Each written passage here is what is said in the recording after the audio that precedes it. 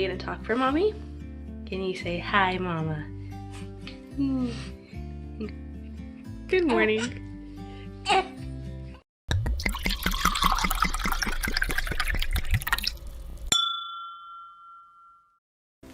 Hey guys, welcome back to the channel. So in today's video, we'll be discussing Ezra's 2-month baby update along with my 2-month postpartum update. But I did split this video up into categories, so we are gonna go with baby boy first. So the first thing I want to talk about is his, I don't know what to call them, like I guess vitals. So I will not have his length or anything. It's super hard to try to measure this kid because he's so squirmy and he's super strong. So trying to like pull his leg out like the doctors do to measure him is impossible. But I do have an estimated weight. He now weighs at 2 months, he just turned 2 months yesterday, 11 pounds, which is crazy, but I mean, oh no, don't cry. This is like, look at his little body, what he looks like.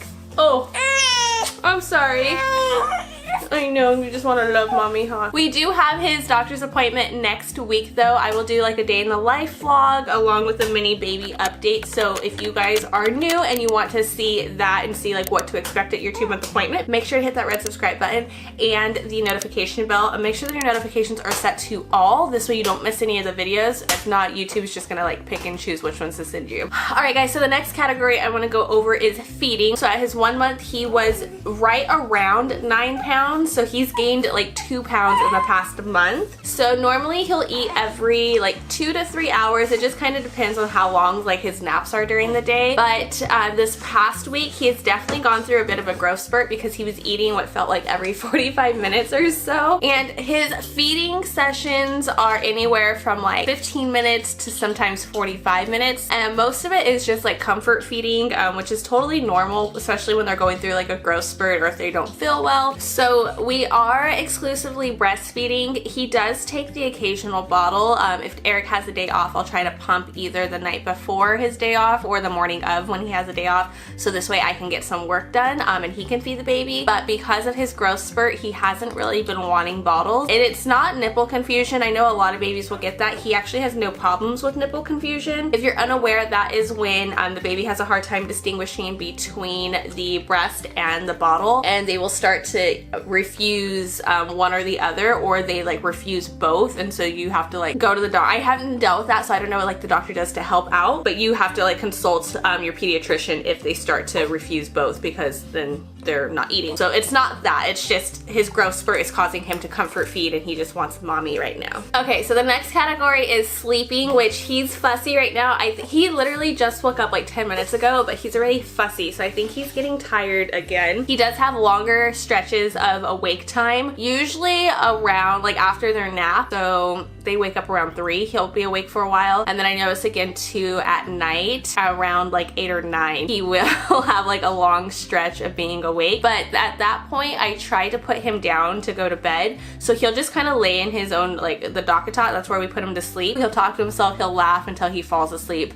eventually, and then if it's taking a while I will take him out of bed and like restart the process. Summer has really messed up our schedule. I don't know, does anybody else, if you have older kids, I just basically put him on schedule with her. I want her in bed no later than 8, but it's being pushed back now to 9 just because summer messes it up. So let me know in the comments if like you guys have a separate, like if summer is a different bedtime or if they go to bed later, or if you try to keep it the same. This is another difference between him and her. With her, I would have to, like, we still have to lay there. She needs like that comfort. Like she has a hard time self-soothing and putting herself to sleep. With him, for the most part, I can just lay him and he will just put himself to sleep. So it's totally different, but it's honestly like a breath of fresh air having a baby be able to put themselves to sleep. And then as a little trick, so last night I didn't do it and we had a really tough time going to bed. So every other night I have done this, especially with him going through a growth spurt. It really does mess up their sleep. He was fussy and tossing and turning all night. So what I've been doing, I typically stay up later than the kids do. I'll go to bed around 11 p.m. I will gently wake him up right before I get ready to go to sleep myself. I don't want to overstimulate him. I don't want him fully awake or anything like that. If his eyes open, it's completely okay. I pull him out of his dock-a-tot. I will unswaddle him. I change his diaper just to kind of like make him a little more alert and wake him up. I will feed him again, make sure he's like burped really well. I re-swaddle him, re-put him in the docket top, most of the time with his pacifier because he loves his pacifier, and he will stay asleep until around 3 a.m. if not later. And then we typically start our day around 6 a.m. That's like his longest stretch of sleep is from 11 to like 3, sometimes it's even like 3:45, and it really only works as long as I wake him up before I go to bed. Okay, so the next thing we're gonna talk about is his milestones. So there is websites you can go on, just like what should my child do around this age. I forget which one I use, but I'll leave it down below. So a part of that list, a couple of things your baby should be able to do by 2 months is start to support their own head. They should start to track items. If you like hold an item and you move it, obviously don't move it too fast, but they should be able to like keep track with it with their eyes, turn towards sounds, put their hands to their mouth, self-soothing technique. He pretty much is on track with all of them. I mean, if you guys can tell right now he's sleeping, but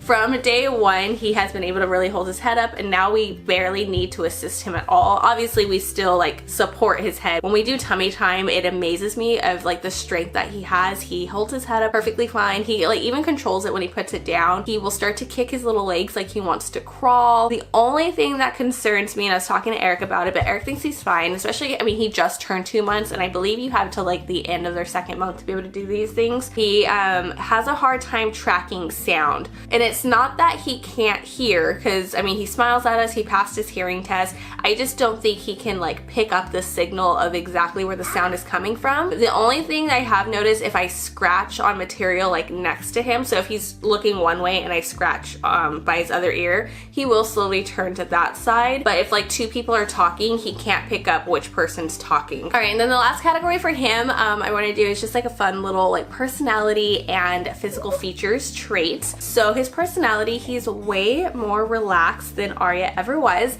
The only times he gets fussy really is if he's super tired, like you kind of saw earlier he was getting fussy, but now he's asleep. And like he really only fusses if he needs something, like if he's hungry, if he's tired, or if he needs a diaper change. Other than that, he is so chill. I feel he's gonna be like my more relaxed child, like super not sensitive or anything like that. People are saying he's starting to look more like me than he is like Eric, so let me know what you guys think too. I don't know if I can hold him up real quick. Like this is like what we look like. I feel like he does have my face shape though, because I have a longer face, and then Eric and Aria have more of like a round face, and then of course he is darker complected, so I think he'll be more of my complexion. The only thing we're still concerned about, or not concerned, we don't know about, is his eye color. So they are still really gray with like hints of blue, and they seem to be getting lighter, which kind of signals more of like a green or a hazel, but again, we don't know. They can change. Okay, I'm gonna lay him down on my lap because my shoulder is killing me while we talk about my postpartum. So I was not going to keep updating on postpartum just because I don't know, I thought like I was all better and healed. So I had a pretty fast recovery. My postpartum bleeding pretty much stopped around 5 weeks. My 6-week postpartum checkup appointment, she said everything was like perfect. The only thing we needed to work on is my muscles just don't contract together. Other than that, I was pretty fine. Like my moods, like emotionally, like I was good. And then right after my 6-week appointment, I noticed spotting, and so I didn't think anything of it because it's really common after like a physical exam like that, especially after postpartum, to have some type of like spotting. But then like I noticed it started to get progressively like heavier, so it wasn't stopping, and my mood just like took a complete 180 shift. I had no motivation to do anything. We lived in our pajamas for like a week or so. I did not want to clean my house. Like my house was a disaster. I had very short patience with the children, and right now Aria is in the stage where she's just not listening. She'll be 3 next month, and the 3-nager is like real. It got to the point where like I did not want to do anything. I didn't want to make dinner. I just did not want the responsibility of being a mom, and I would cry when Eric went to work, and I had those same feelings and emotions like after I had Aria, but they came right away. Like I dealt with postpartum depression almost instantly. It just took me 3 months to admit my feelings. So with Ezra, I didn't want to go through that, and I have from the beginning been very open about like my feelings, and I really was feeling okay. So for it to hit me after my 6-week appointment, I was just like, it's inevitable. If you're gonna get like these feelings, like you're gonna get them. It doesn't matter when you get them. Some people, I guess, get them right away. Some people don't. And it scared me, especially when I just had no motivation to take care of my children, basically. And it's not that I didn't love them. I just